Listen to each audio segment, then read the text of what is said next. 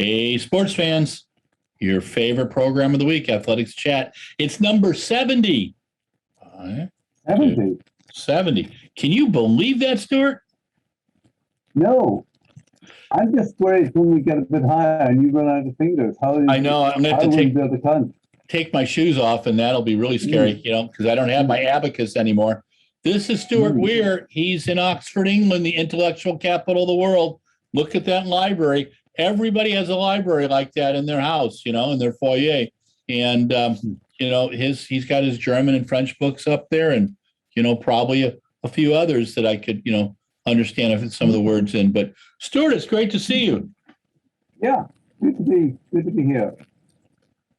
Well, my friend, we got to enjoy the London Marathon yesterday. I was actually watching the BBC broadcast. I found it off a French YouTube channel, and I got to watch the whole thing. And because over here it was only on Flow Track, and I just don't like paying for stuff on Flow Track. So it's, but I thought that it was a magnificent race, the women's race. Oh my gosh. Give us your thoughts on, let's start with the men's race. What did you think? Well, let's just start just before we go on that. BBC, I think, do it really well because you get 6.5 hours straight broadcast on mainstream television. And then beyond that, you can pick it up on what they call iPlayer and so on. But yeah, there's so many good things to say. The best thing of all was that it actually happened. That it happened properly. That it happened on the traditional course. Yeah. No 19 laps around a park with no spectators. We were back to the original course with spectators lining the route all the way through. And Cisse Lemma won the men's race. It was the men's race because that's the way I've organized it. And but in a way, it was a very 2021 victory because he won the race, but then was not allowed to go on the podium because his friend Kindi Atano had tested positive. Oh, wow. And while he had tested negative, as a precaution, they didn't allow him to do any media face-to-face, nor did they allow him to actually collect his medal. His agent collected it for him.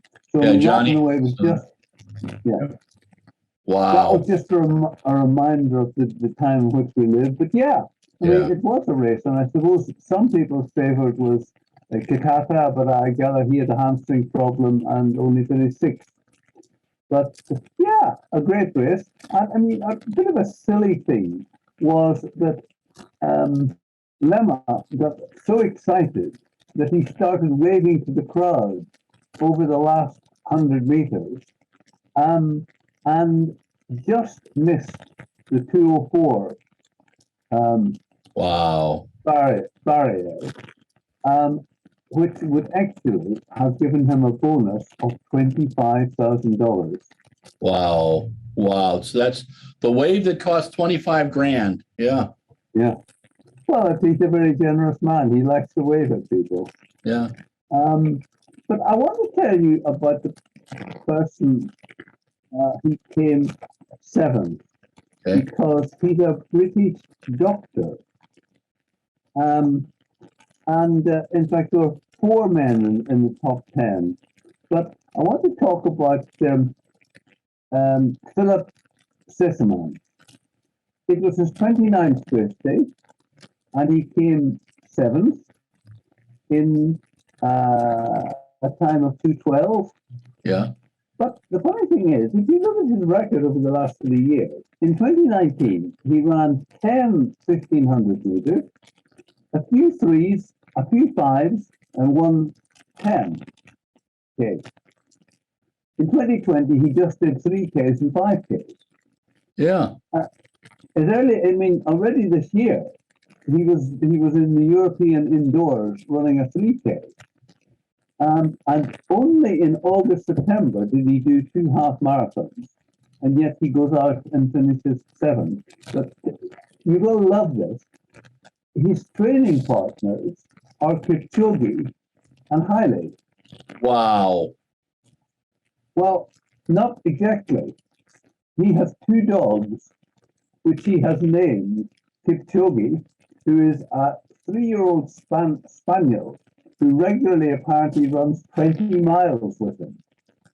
And then his other dog is called Haile.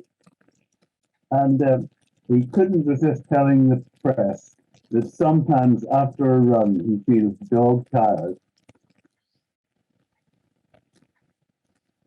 That's pretty interesting, though. I think the whole thing that to me is how these athletes who've had the time to train and think about the emotional need that came out yesterday when they're able to complete the race.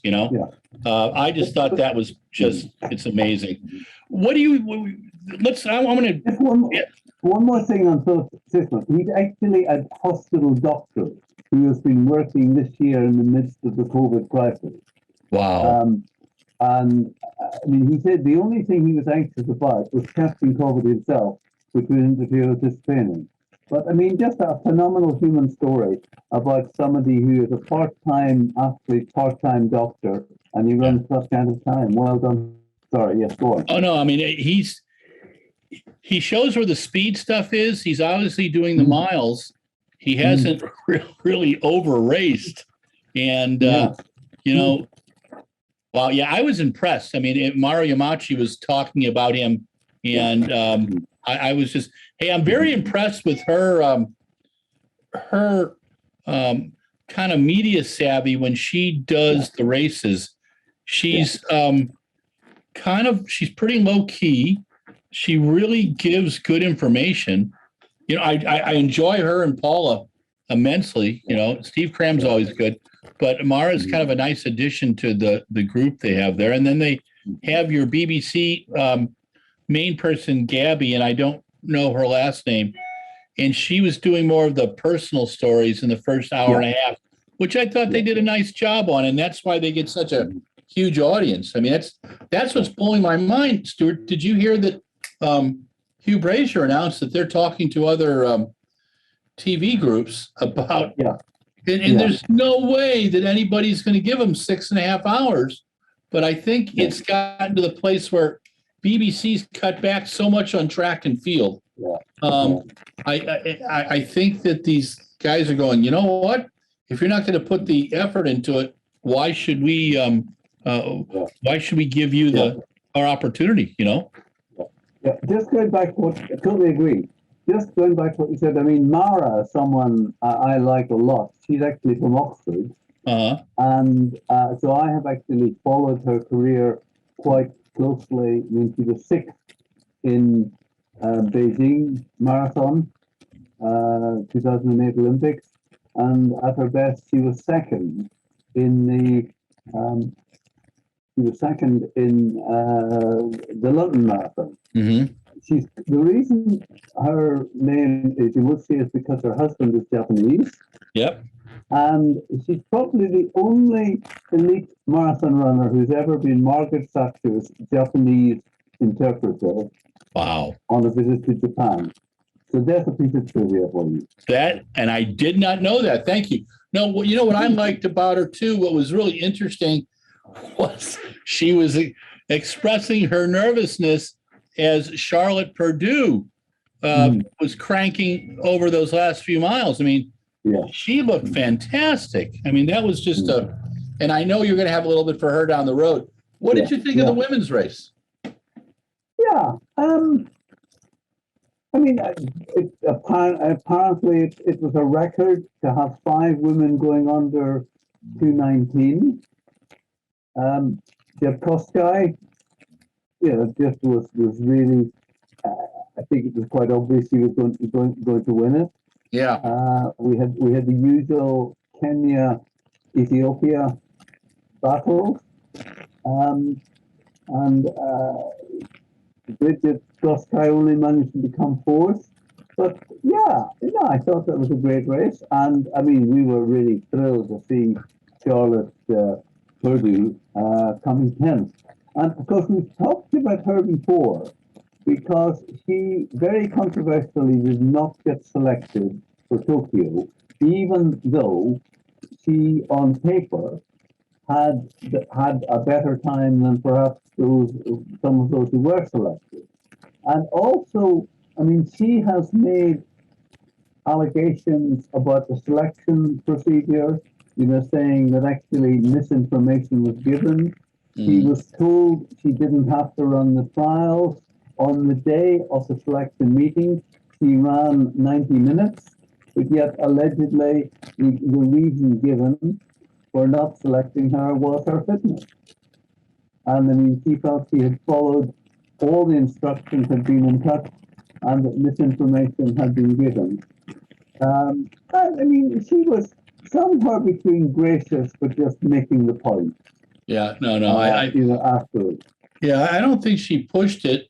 I think the media did a little. They handled it well.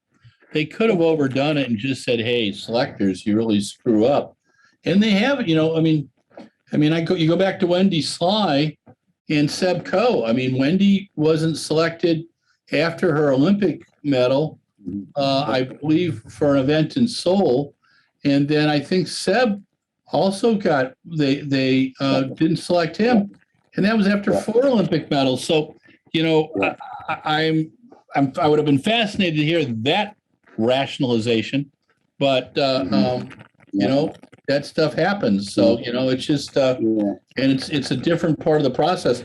How is COVID going in the UK right now? It's still there. We were getting with 30,000 cases, new cases a day, but most of those are either young people or people who've been vaccinated and therefore it doesn't affect them badly. But there was a story in the front page of the newspaper about a 15-year-old girl who got COVID and died. So I mean, it's still there and it's still affecting things. Yeah, we're having. I'm in California right now, and it's the governor is apparently about to sign a bill that anybody who gets on a plane out of California has to be vaccinated. And so it's going to be very controversial because there are groups over here who think, getting the vaccine is the communist plot, and it's a violation of the rights. And I think that there's states over here that are having terrible problems because most of them have the lowest vaccine rates. And so I can't make decisions for people. I just know that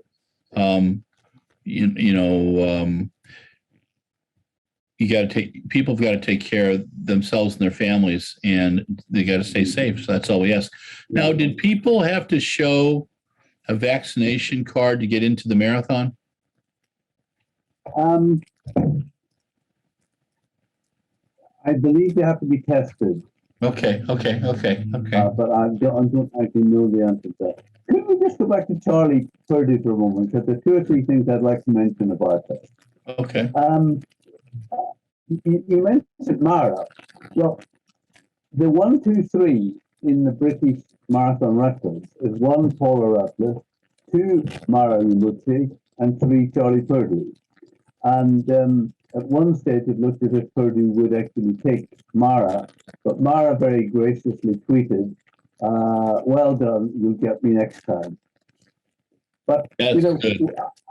I have to say that Charlie Purdue was badly let down by her pacemaker. Eilish McColgan was her pacemaker, and Charlie had asked for 1:11:45. And Eilish ran 1:11:44. Oh my! How about that? Oh my gosh! That? That's impressive. To miss it by a second. Eilish ran a like a metronome. She was great. And Well, that's exactly the phrase she used. She said on Twitter, ended up spot on, pretty proud of it, metronome Eilish. I like that. We'll have to use that in a piece. That was really good. And her mom was the starter of the race. I got to see that. I took some pictures of that. That was cool. But after she had started, she then ran a half marathon. Wow. Because she ran with somebody who had asked her to just to help her as well. So she did a half. So good on her. Now, the interesting thing for Charlie Purdue is that she's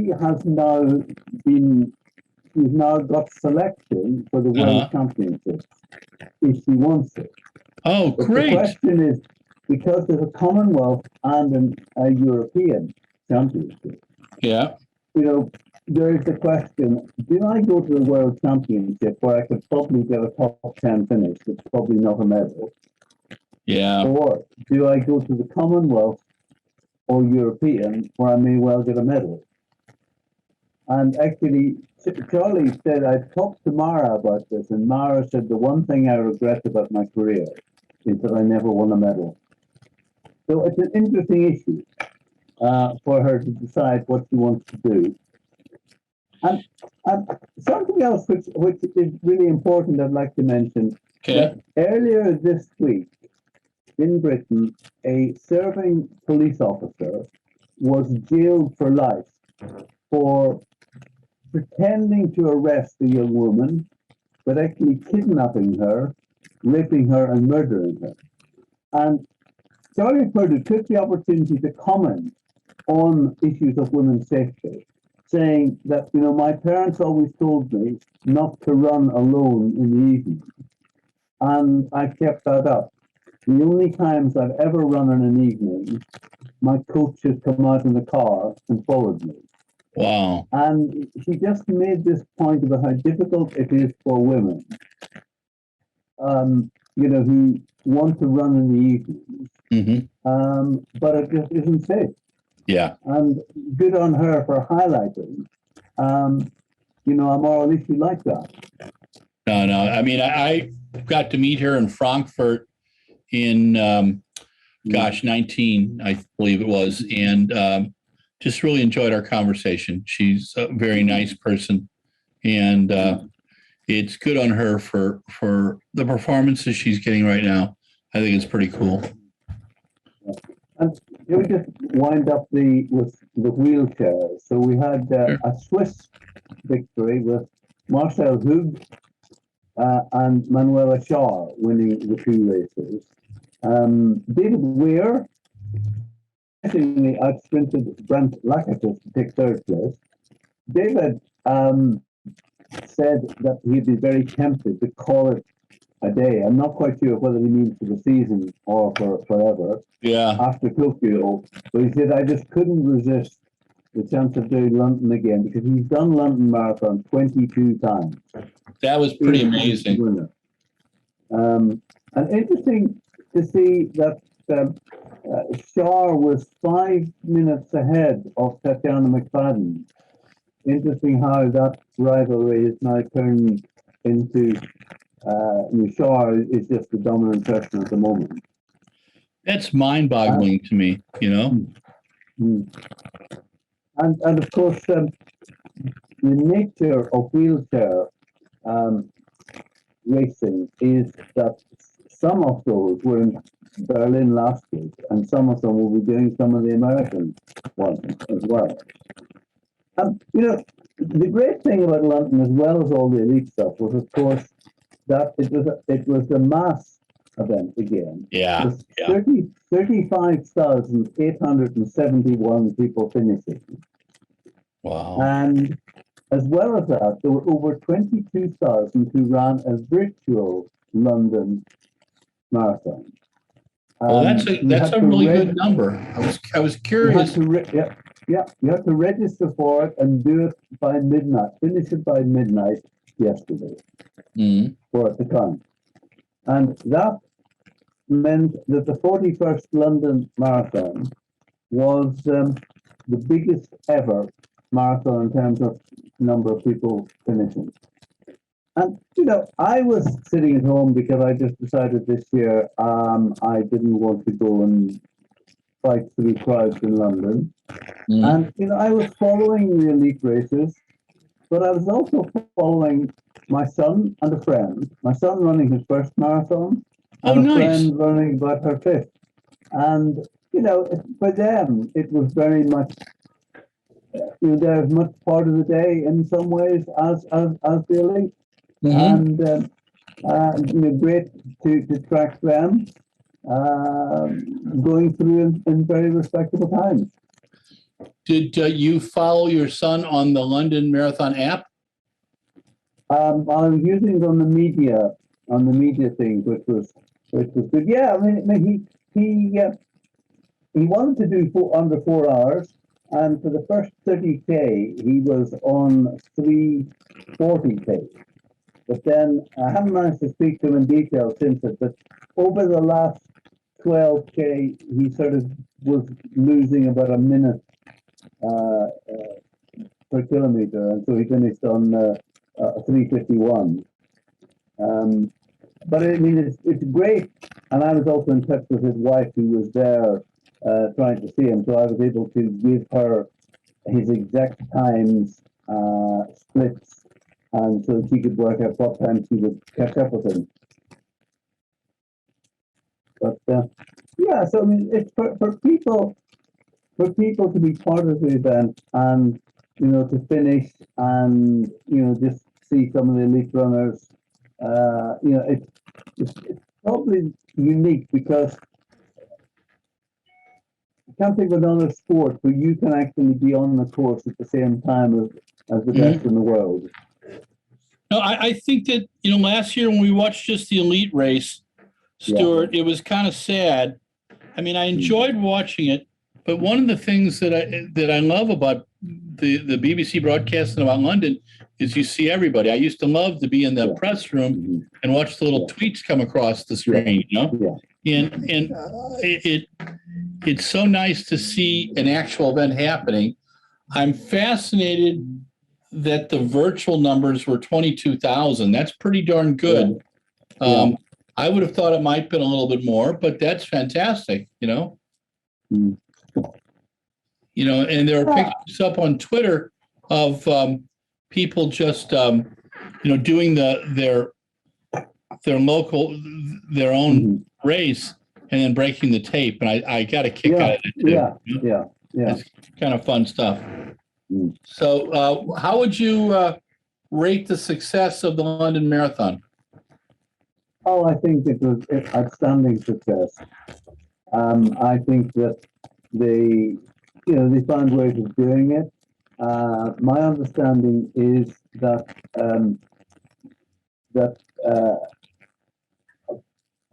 most of the runners had to sacrifice the clothing that they went to the start in, because they decided that they couldn't safely bag all the clothes and bring them to the finish. So people were told to wear something old that they didn't mind losing. But that kind of compromise is what we've all been doing for the past year to make things happen. Yeah, no, it's the thing that people, I watched Dr. Fauci yesterday, the gentleman who is really kind of the face of the medical community over here about the pandemic. And he was saying that we're going to have this off and on. We'll probably take some pills down the road, but we've got to be careful because people still are dying. People are getting sick.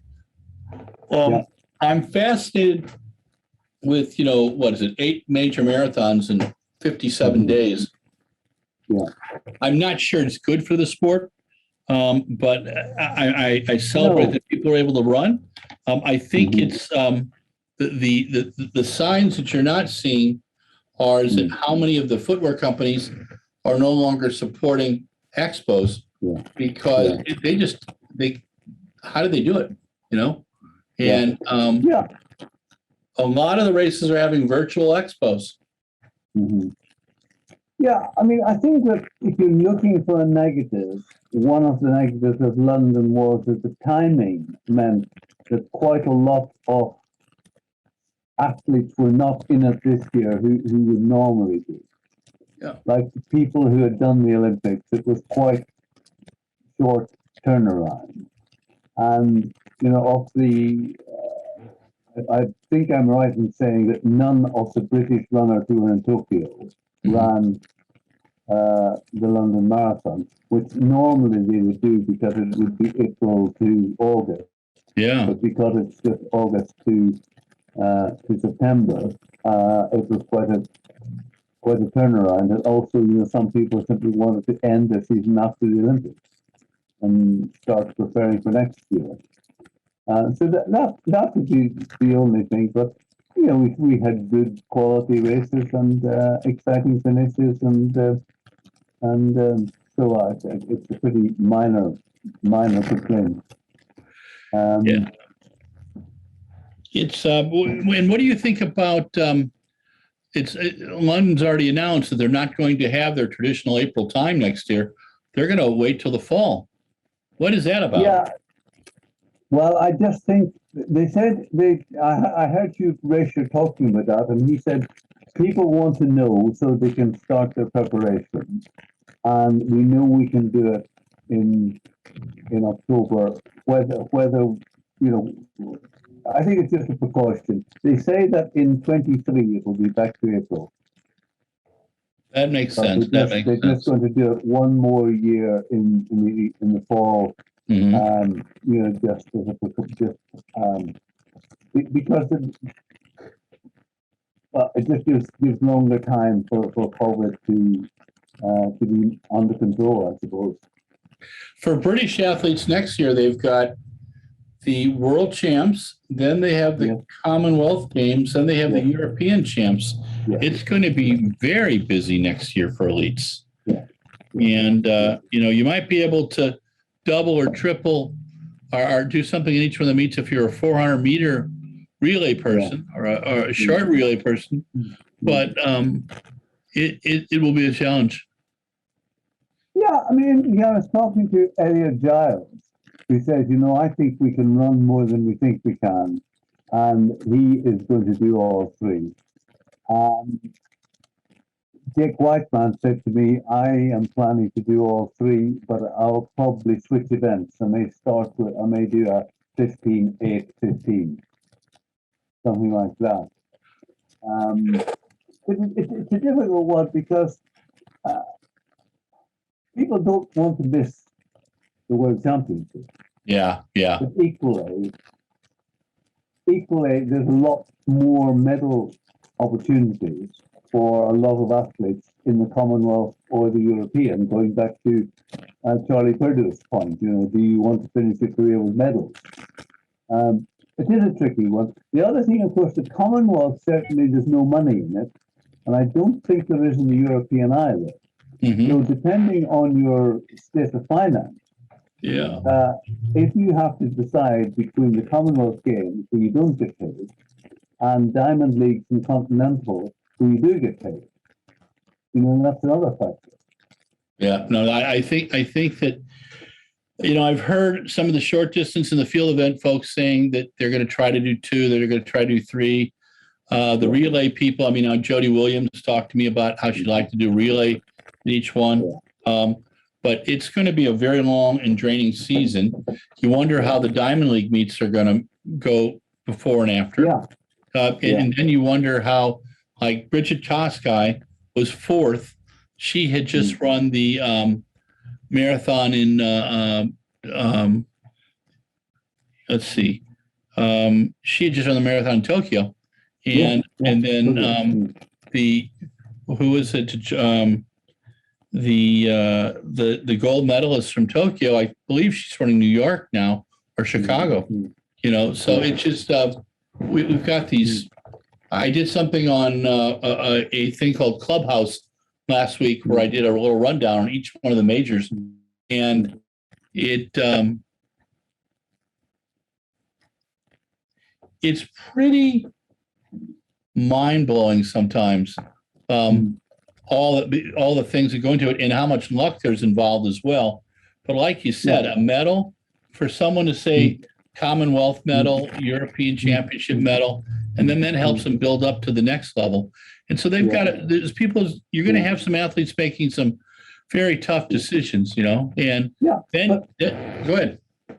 Now, didn't see the other factor, of course, is if you're a funded athlete,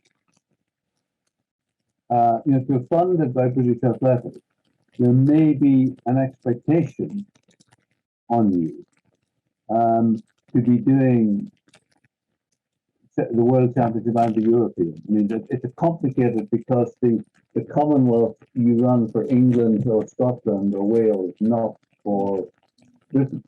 But I think funded athletes, say relay squad people, will be told you have to do the World and the European. Yeah, that's going to be very interesting to see how that plays out. I loved the Commonwealth Games in 2014 when I went, and then I went to the Europeans afterwards, and it was tremendous. The feeling in the Commonwealth Games was a blast, and I remember we tried to talk up among some of the Scottish reporters that the U.S. was going to join the Commonwealth again, and because we were a former colony, and I think that would be great, And then we had some people. Then I ate haggis for 18 days, so my stomach's never been the same. But no, I think that I think it's going to be some tough decisions for people. The European championships are part of this thing called the European Games. Is that correct? Yes. Okay. Do you know anything about the European Games?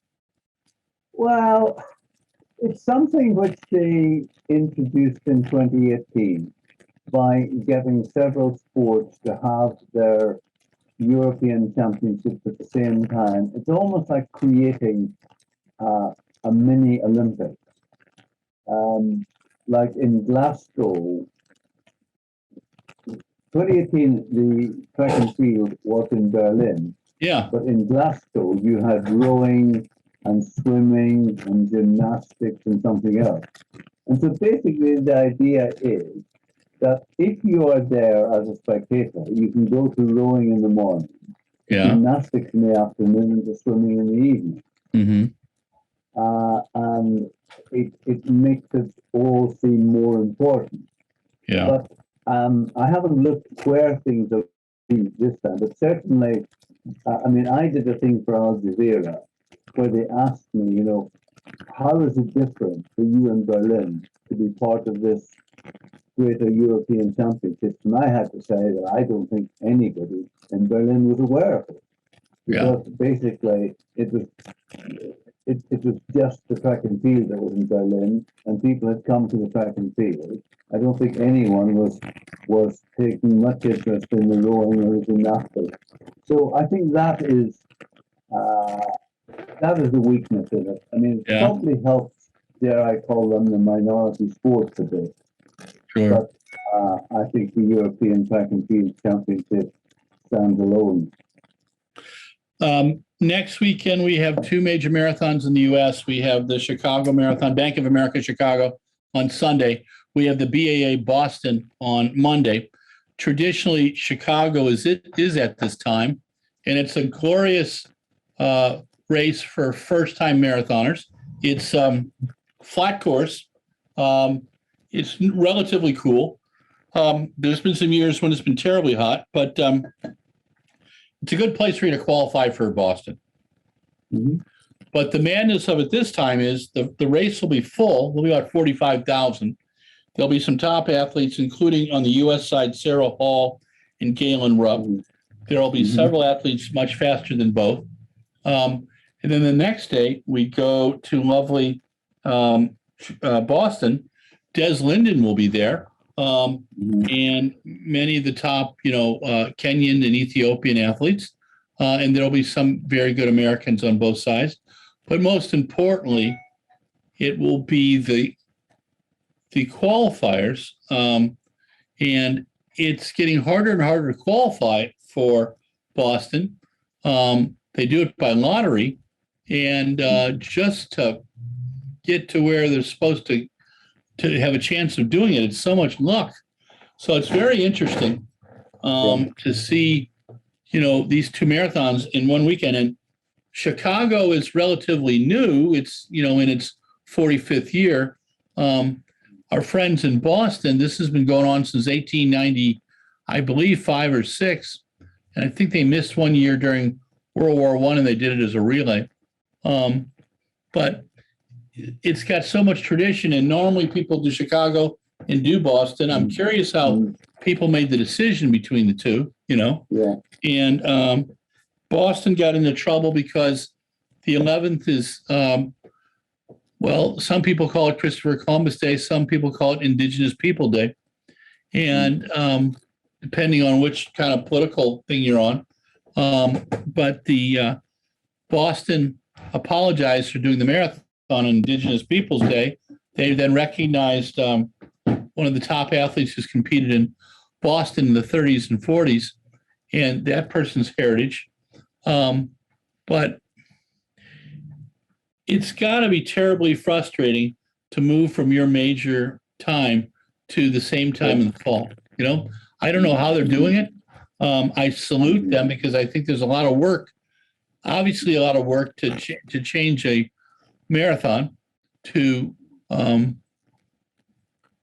just be prepared for whatever is going to happen or come about. And I think those are all a challenge. I think they'll do fine. I think both races will be good. And I think we'll end up after New York going, gosh, sure glad we did this season. But what it's telling me is several things. Running popularity is way up. Someone's selling a lot of running shoes. And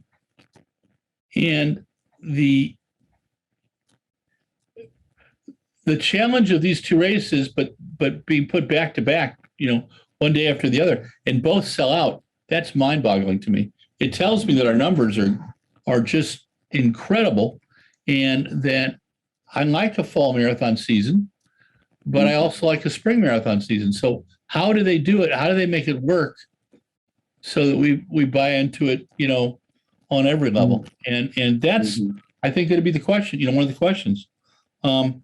Right now, I think Boston's talking about doing their race next spring, but, if pandemic gets, just a little bit different, they're going to have to cancel that, and,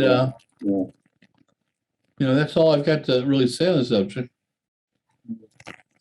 Well, I mean, as we said, I thought it really was a very poignant reminder that Mr. Lemma wins the marathon and is not allowed to go on the podium, is not allowed to do any face-to-face media because he may be infected by the virus, and that's just what we live with, and for all the precautions that they carried, and they chartered a plane to bring Ethiopians and Kenyans.